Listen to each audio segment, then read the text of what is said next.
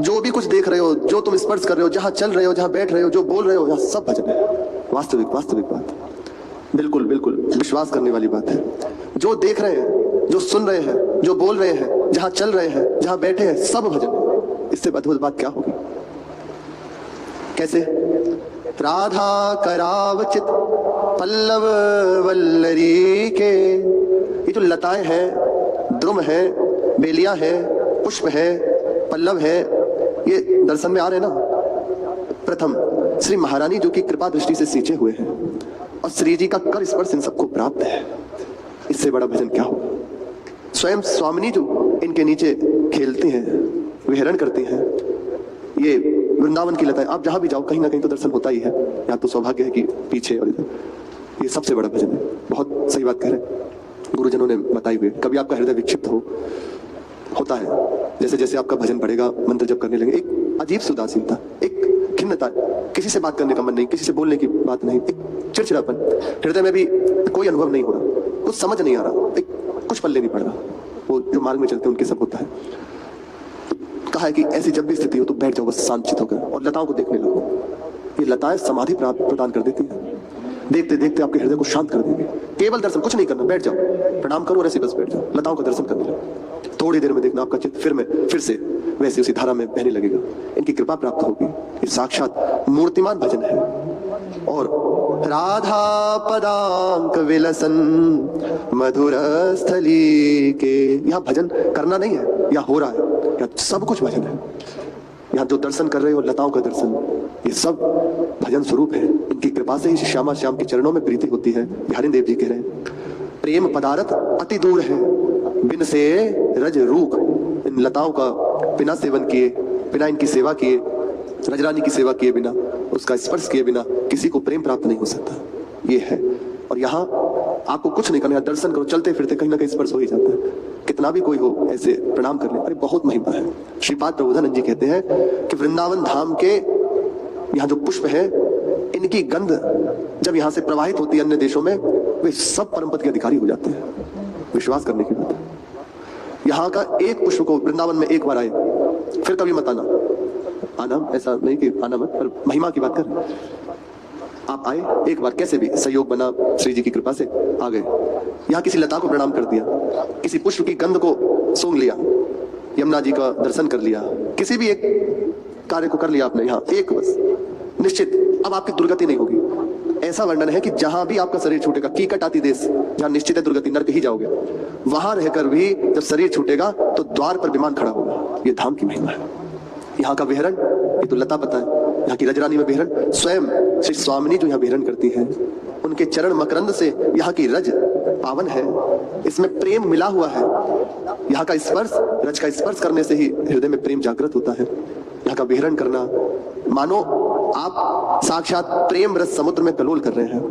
अनुभव हो जाएगा, ये कृपा से हो जाएगा। यहाँ वास्तविक अपने से कुछ नहीं होता, अपने से कुछ करना नहीं होता, यहाँ सब हो रहा है।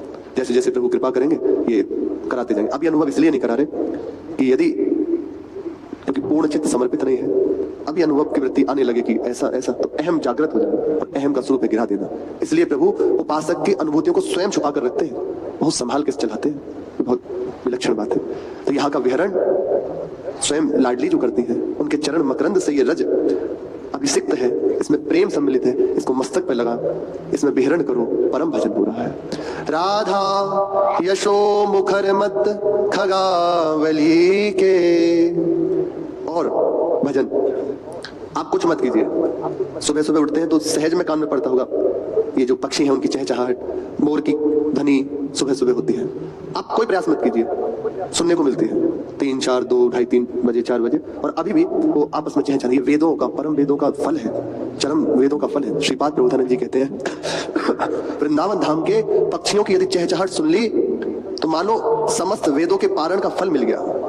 वेदों को पढ़ना कितना कठिन है, उनको समझना कितना कठिन है, उसका फल आपको प्राप्त हो गया एक बार जो श्रवण हो गया, परम भजन। इसलिए कह रहे हैं वृंदावन में आ जाओ, बस यहाँ के पास कर लो, श्यामा श्याम को ये मिला देगा। यहाँ सब सामग्री है। अपराध ना हो, अहंकार ना हो, तो बहुत जल्दी हृदय में ये अनुभूतियां होने लगती हैं, हृदय द्रवित होने लगता है। एक वायु जैसे चलती है ना, वैसे हृदय में मंत्र चल रहा है, वायु में सुनाई दे रहा है। ऐसा उपासकों को अनुभव होता है। कई बार श्री महाराज जी बताए हैं कि अब तुम्हें क्या बताएं, देखो अपने जन भी देख रहे थे, कल वे महापुरुष जो पधारे और वही आप देख रहे हैं, लेकिन कह रहे हैं कि रोम रोम से विट्ठल निकल रहा है, क्योंकि वो है अब अपने को तो वैसे ही अनुभव में आ रहा है, तो उनकी कृपा के आश्रित है तो निश्चित हो जाए। श्री 84 के पद 17 नंबर, उसमें कह रहे हैं, आज देखी ब्रज सुंदरी मोहन वनी केली, अंश अंश बाहुदय किशोर जोर रूप रास, मनोतमाल अरुज रही सरस कनक बेली, नव निकुंज भ्रमर गुंज मंजू घोष प्रेम कुंज, गान करत मोर पिकन अपने सुर सुमेली। ये कह रहे राधा यशो मुखर मत खगावली के, यहाँ जो साधारण चहचहाट नहीं है, ये श्री श्यामा श्याम का जस गायन हो रहा है। गान करत मोर पिकन अपने सुर सुमेली, हमारी श्रवणेन्द्री पावन जिस दिन होगी तो सुनाई देगा। प्रातकाल जिस समय सहचरियां निकुंज भवन में प्रवेश करती हैं, सोहनी हाथ में है, तो जो सुख सारिकाएं हैं और भी पक्षियां हैं जो उस लीला को देखे हैं उसका गायन करते हैं, तो सखियां सोहनी सेवा करते उस आंगन में, उस कुंज सदन में उनका गायन सुनते हैं और प्रफुल्लित होती हैं नित्य सहचरियां जो है। तो यहाँ की जो पशु पक्षी हैं, लताएं हैं, सब उन लीलाओं का गायन करते हैं, मानो इनकी चहचहाट सुनाई दे रही है। तो श्यामा श्याम का जस आप सुन रहे हैं, एक ये जस और एक इनकी परस्पर चर्चा, ये तो भजनानंद है ही साक्षात। सुखदेव आदि मुनियों का वर्णन आता है, सुखदेव जी, सनकादिक जी, ये सब यहाँ के पशु पक्षी कपूत आदि हैं, ऐसा श्रीपाद प्रबोधानंद जी कहते हैं। ऐसे राधा विहार बन श्री किशोरी जी के बिहार वन श्री वृंदावन में मेरा मन निरंतर रमा रहे, एक क्षण भी यहाँ से मुझे मेरी दूरी ना हो। इसलिए उपासक से आचार्य चरण कह रहे हैं, तुम निश्चिंत होकर श्री वृंदावन धाम का पास स्वीकार कर लो, श्यामा श्याम खुद आकर तुम्हें गले लगा लेंगे। यहाँ तुम्हें नहीं करना, यहाँ सब हो रहा है। कैसी अद्भुत बात है। राधा कराव चित पल्लव वल्लरी के, आप भजन मत करो, आज से नियम ले लो, भजन नहीं करेंगे, विनोद में नहीं करें, सच्ची करें, नहीं करेंगे। दर्शन तो होगा, निकल कर तो जाओगे तो दर्शन होगा, लता पताओं का हो रहा है भजन, चहचहाट सुनाई देगी ना, हो रहा है भजन। यहाँ विहरण करेंगे।